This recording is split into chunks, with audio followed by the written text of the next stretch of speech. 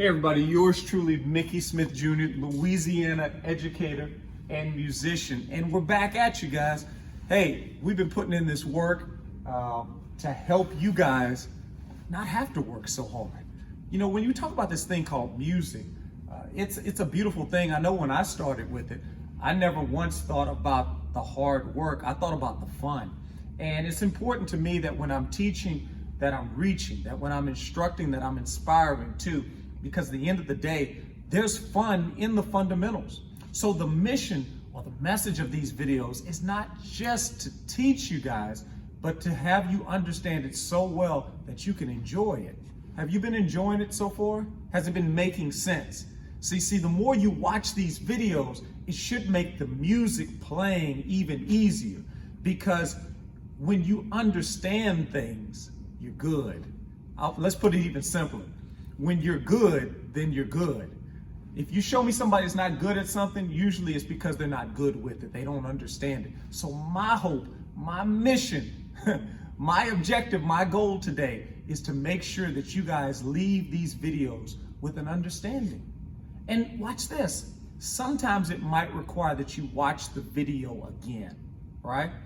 Don't feel bad if you watch it the first time you don't get it. Keep on going. Don't give up. Put it on repeat, watch it again. Also, get your instrument out and try it for the first time.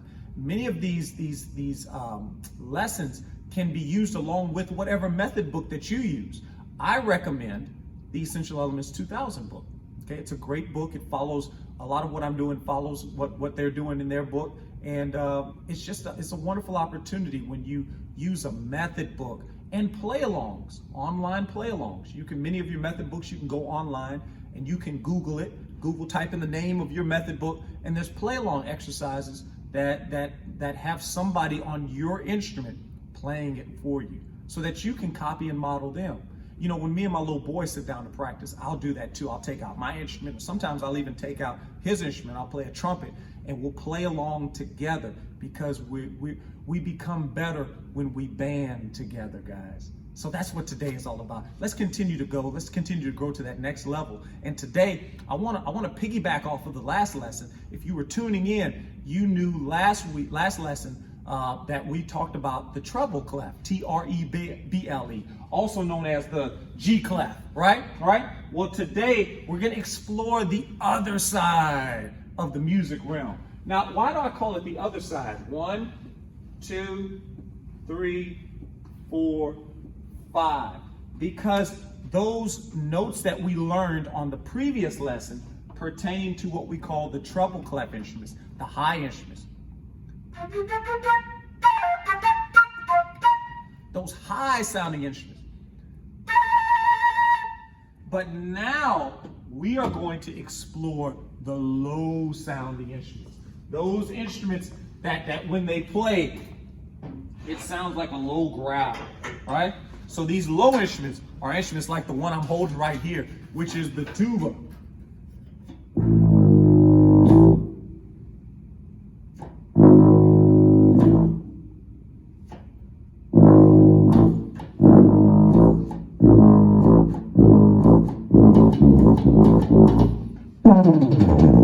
Hey, the tuba. It's a very low sounding instrument. And if you hadn't noticed it yet, and I hope you guys are keenly observing this, the bigger the instrument, the lower the sound. The smaller the instrument, the higher the sound. So many, not all, but many of the instruments that play what we call the bass clef, okay, are low sounding, bigger instruments, okay? So let's go ahead and start checking it out. The bass clef has a funny look to it, okay? The bass clef looks like this. Now, if you look at it, depending on what age you are, your experience level, there's this thing called cursive writing, right? Cursive writing. So cursive writing, if I wrote my name in cursive, it might look like this. It's weird looking, right? But it's real curvy. It's a real curvy type of writing. So watch this. In cursive writing, okay, our F looks like, our regular writing, our F looks like this. If I turn the F around and I made it more curved, it might look like that. Does that look familiar? Matter of fact, it looks just like an F when you think of it that way. So the F clef is what we call this. So I'm going to draw it down here. The F clef with the 2 dots. You can see it right there, the F clef. But watch this. It's even cooler. Just like on the other video, there was a line that was designated as the G. There's also a line in the bass clef that's designated as the F. That entire line, anything you put on it is F, okay? If I put this flute on that line, it's not a flute anymore, now it's F, right?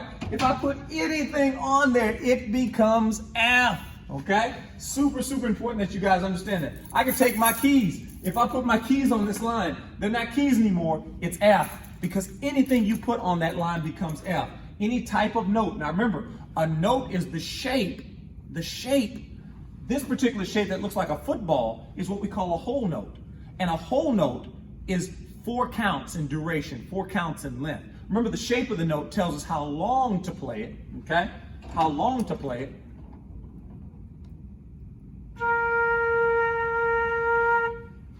This shape, the quarter note shape, tells us that the duration, the length is even shorter. It's 1 count. But where we put it on the staff tells us what sound to make, whether it's high or low. Does that make sense? So the shape of it tells us how long to play it or how short to play it. But where it sits on the staff tells us how high or how low to play it, which then tells us which fingers to press down, which sounds to make. That's how we communicate as musicians. So today, I want to show you the different sounds. We all know that this is F. We just talked about it because everything on that line is F. But did you know that this is D? That this is A? And that one's easy to remember because the highest grade you can make is an A, guys. So always remember the top one is A, and this one we already know it's F. Another reason I remember it is because I'm from Louisiana, so they got this guy named Mr. Dempsey. For a long time he had the record hold of the field goal in the National Football League, meaning he held the world record for the longest field goal. And if you look down on a football stadium,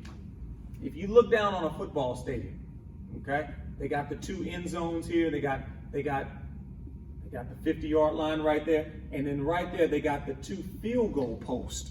Okay, if you kick the football through the 2 field goal posts, then that's 3 points, right? So watch this. Watch this. If I look at this, doesn't this line go between the 2 field goal posts? Oh, all my football players out there, you understand what I'm talking about. The 2 posts right there. So I want you to think of it like the football going through the 2 posts. Football starts with the letter F. So we got F right here. Think football. We got A, because that's the highest grade you can make. D, and then right here we got B, and then we got G. Why G? Because it's at the ground level. It's at the bottom. It's at the ground level.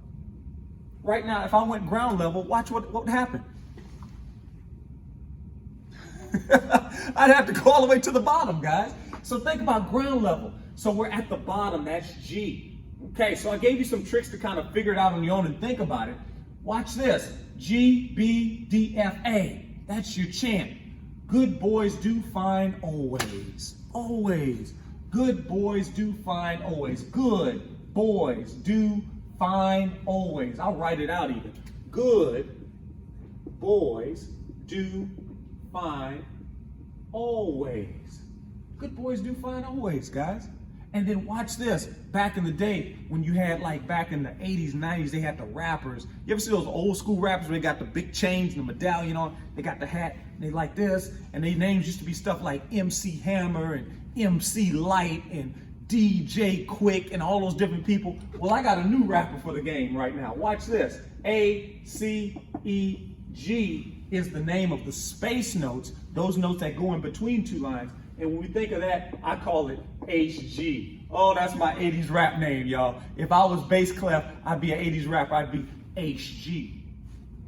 HG. A-C-E-G. When you recognize that, now you're in a position to win. You're in a position to recognize the notes, guys. I hope that this helps you. I hope this helps you. Watch this video and the video before it to get a full understanding of how these clefs operate. Remember, this clef sign is for the low sounding notes. Low sounding notes and low sounding instruments that read them. Instruments such as like a trombone or a tuba or a baritone or a bass guitar. Sometimes even a French horn reads bass clef, but that's like way super advanced. So if you're a French horn player, I hope I didn't scare you just now, right? Another instrument that reads it sometimes is percussion, when they play instruments like a timpani. You know, we're gonna talk more about that kind of stuff later, guys, but I hope that this was super helpful to you. Look, if you have any questions, put them in the comments form, guys.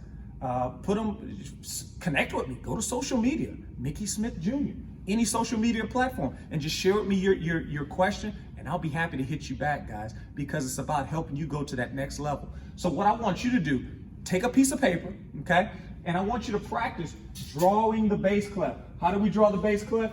We do a little circle right there,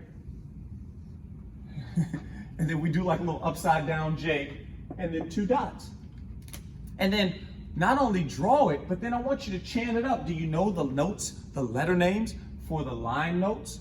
G, B, D, F, A, good boys do fine always. Do you know the names for the space notes, those notes that sit, the letter names for the notes that sit between the 2 lines? I'll give you a hint. H, G, A, C, E, G, guys. A, C, E, G. So look, again, I hope this is helpful to you. Stay connected. Don't give up, guys. Keep on going. Keep on growing to the next level. I'm super proud of you. Know that you're loved, you're valued, and you're wanted, guys. And it's my pleasure, it's my privilege to be with you today. Hey, let's keep on going. Let's discover the sound. MickeySmithJr.com.